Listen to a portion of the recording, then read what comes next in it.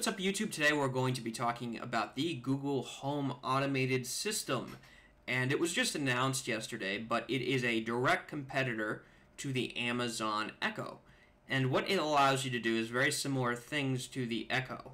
For example, you could set alarms, you could tell it to look at calendars, you could ask it for the weather, you can ask it for the news, and it will reply to you in the Google Now voice. I'm not surprised that this is coming. In fact, it was a rumor in a lot of rumor forums that this was going to be the future of as far as this type of category. Google is now in the competitive market for this, and one thing that they have that Amazon Echo doesn't have is the Google services, and vice versa. So it's pretty interesting to see what came about this. As far as the Google Home is concerned, it's a Wi-Fi speaker. I do not know the price, and the price has not yet been revealed, but it's coming out later this year, and I'm guessing it's going to be around $200. But it allows you to stream music directly from the cloud, just like the Echo. It has a rich bass, clear highs, that's what they're saying. It has access to songs and playlists from any service. I'm glad they said services and didn't just make it Google Music, because that would have sucked. They also allow you to control other speakers via Google Chromecast. So that's really cool because they have the audio Chromecast. Now you can say, well, play music in this room. So now you've just basically created your own little automated wireless system, which is really nice. And another thing it does is it actually will cast to the television. So you could tell your TV to play a specific movie, and you're really telling the Google Home, but it connects to your TV and it will play a movie. So it's a really cool service that Amazon doesn't provide. Now, having said that, Echo, the Amazon Echo Alexa, she also allows you to shop. Well, Google is working on that, but they don't really have Amazon, obviously. I don't think they're going to have it to be allowed to purchase stuff from Amazon. So that's going to be an interesting scenario, is how are you going to purchase things. But as far as a valid competitor, this is what we'd expect from the I/O. And what's really interesting, again, is the fact that they're getting into this scene. I didn't really see a lot with them talking about what people or who are developing for this system. And that's what's got me kind of concerned, is that they didn't really talk about what applications or what they use for their APIs to basically develop for this system. So it'd be kind of interesting to know, but it's a cool idea. In fact, it's great. They showed it turning lights on and lights off, so I assume they have a partnership with Hue. Obviously, that's the big one, and they're just further developing, and that's why they've kind of announced it today.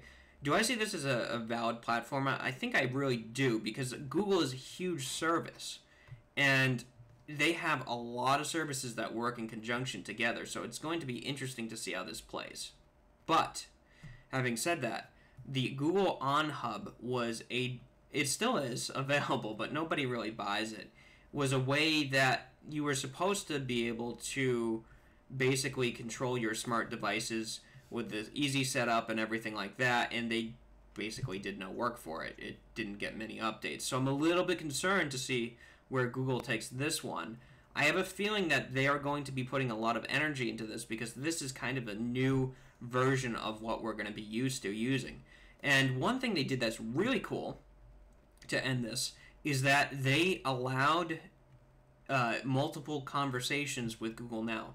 So instead of saying, okay, Google, for example, what's the score of the Boston Red Sox in 1993? You could go even deeper than that. You could say, what's the score of the Boston Red Sox in 1993, and what was the weather like during that period? Just something like that, and it will answer your question.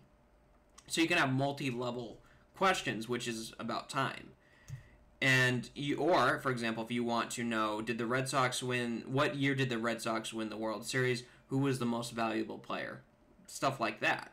And what's cool is it will literally talk to you and tell you. And multi-conversations is a step in the right direction. You cannot do that with the Amazon Echo. You can't do it with Apple Siri.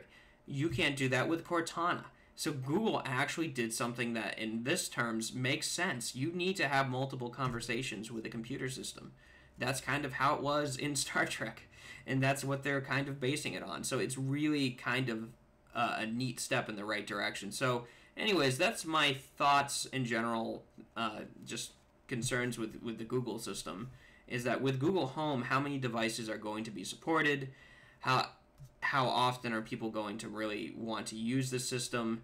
And my concern is that it is a valid competitor to the Amazon, but how long will they keep this? So that's my concern, but thank you guys for watching this video. Definitely give this video a thumbs up if you liked it, and give me a comment. Let me know how I'm doing. I'm trying to change and rework the channel, so please bear with me in this process. We're going to be getting new cameras too, because right now I'm just recording from basically a MacBook. So let me know in the comment section what you think I can do to improve this channel, and I will definitely take your comments into consideration. Alright, thank you guys again for watching this video, and definitely stay tuned.